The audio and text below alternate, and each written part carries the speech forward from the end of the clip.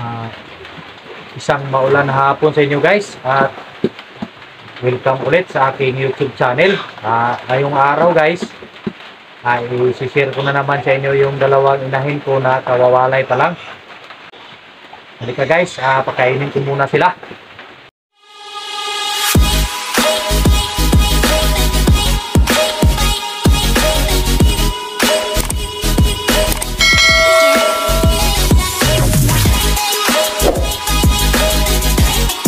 Ayan na po siya guys, oh. Tapos ko na pong nalagyan ng pagkain at tapos ko na po siyang nalinisan. Siya po guys, una po siyang naglandi compare po nung isang inahin ko. Nung una, siya po ay na-delay ng 4 na araw. Ngayon, siya po ang unang naglandi kasi nagwalay po ako ng Martes, Linggo po. Nagpabulog na po siya. Papakita ko po sa inyo yung pagbulog ng aking barako.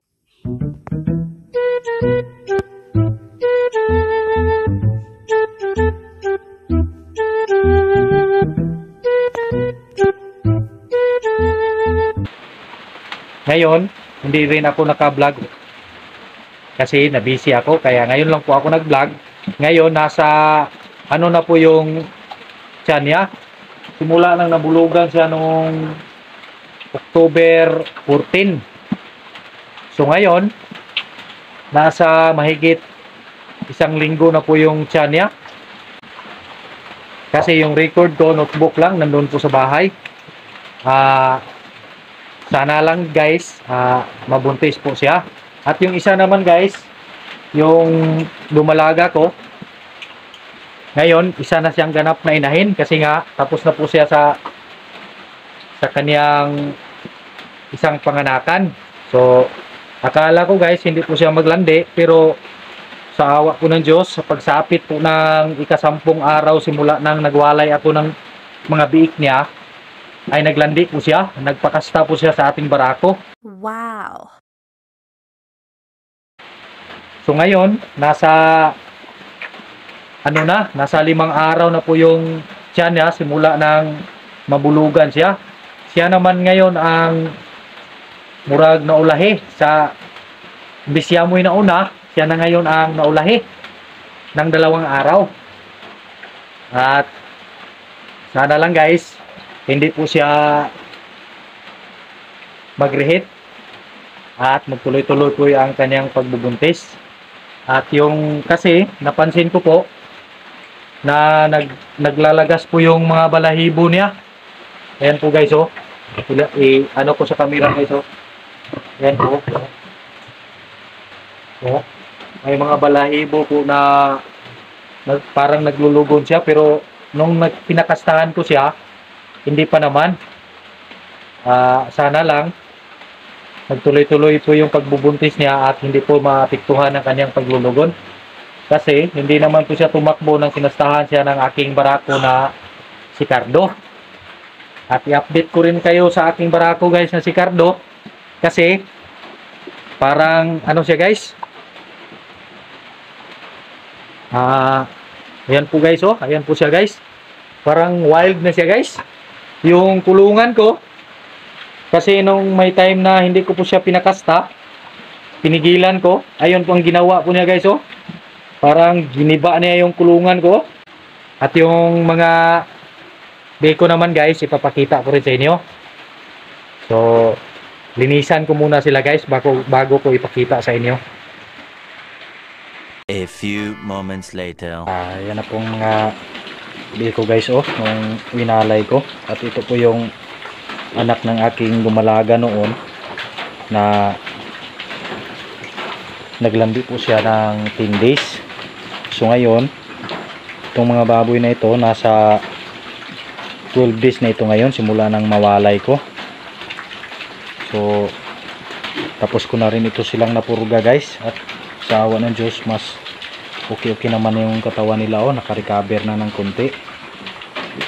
Yan po sila, 8 lang po lahat guys. Kasi nga, yung isa, bininta namin at yung isang babae, hindi po sila kumuha dito. Kasi siyam po ito lahat. Kibali 8 piraso na lang po sila ngayon. Kasi doon po sila kumuha sa isang batch ng biik ko, yung anak ng aking malaking inahin, yung babae na pinangalanan kong si Mara. So yan lang po muna ang update ko sa 8 pangpatabain ko na biik guys. At yung puntahan naman natin yung kabila guys, yung anak ni Mara.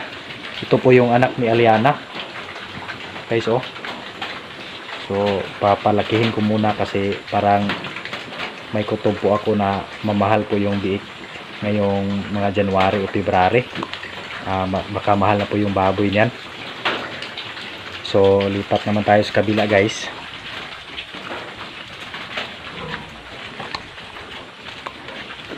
Oh, yan na po sila guys, oh. Ito po guys ay 14 sana ito, pero may pumunta po dito. Bumili po sila ng puro babae kasi gawi daw nilang inahin.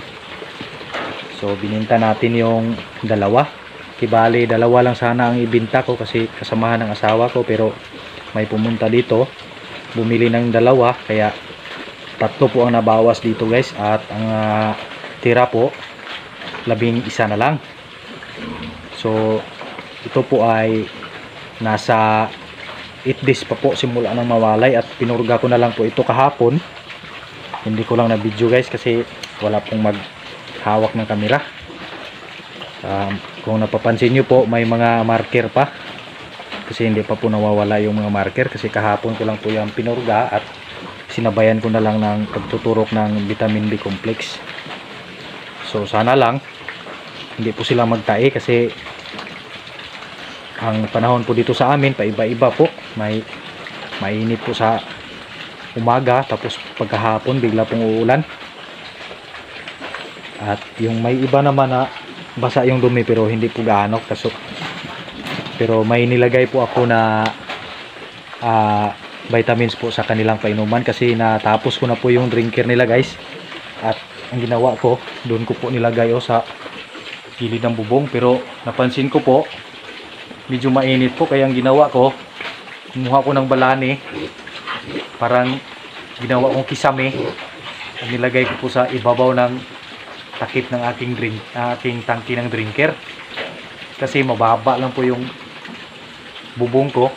Kung ilagay ko po yung drinker ko sa mababang lugar, hindi po gagana yung ano nila, yung painuman nila, hindi po gagana. Kaya ang ginawa ko, doon ko po nilagay sa tapat ng bubong, pero nilagyan ko lang ng artificial na kisame, yung balani ng saging. So yun lang muna ang ma-share ko sa inyo guys, at i-update ko lang kayo kapag malaki-laki na itong aking mga alaga. Hanggang dito na lang po guys, at salamat po sa panonood.